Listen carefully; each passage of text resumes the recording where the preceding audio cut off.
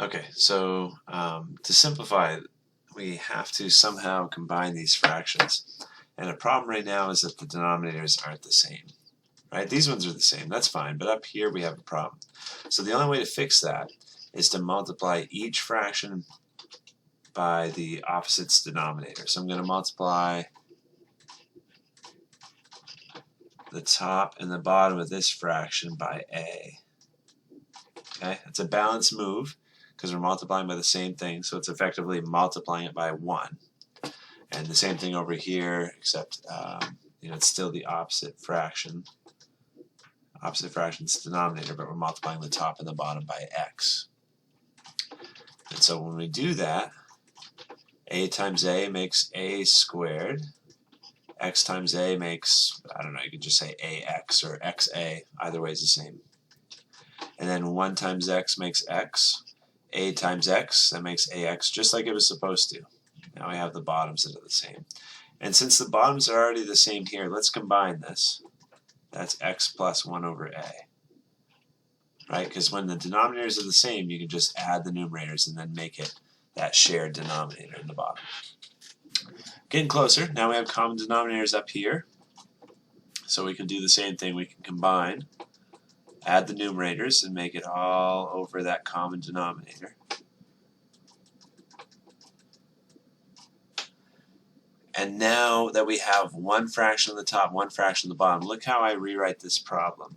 A fraction means division, right? So we've got a squared plus x over ax. That's being divided by x plus 1 over a. And when we divide two fractions, we flip and multiply the second fraction.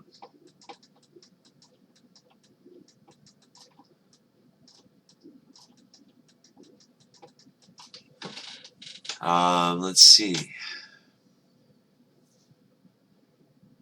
So that doesn't immediately help us cancel anything out. I was hoping it would. I'm just double checking my work. A squared plus x. ax.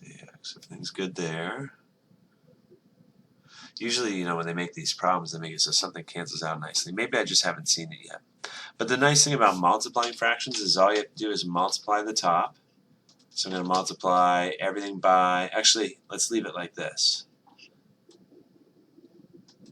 I'm going to multiply a times everything in this other numerator. So I can write that with parentheses because of the distributive property, right?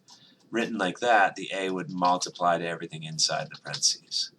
And now on bottom, it's the same thing, except instead of a multiplying to the x plus, instead of just a, it's multiplying ax times everything. So it's this times this, written here.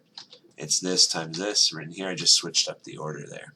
I switched up the order because then I could visualize the a's getting canceled out. They're going to be next to each other, right? So since it's all factored, since it's one term, then it's this times this, it's this times this. We couldn't do this if there was a plus in between here. Since it's all one term, the a's can cancel out. And so we're left with a squared plus x over x plus 1. And I think that's it. We can't factor this. We can't factor this any more than we already have, so I think that's as far as we can go with this problem.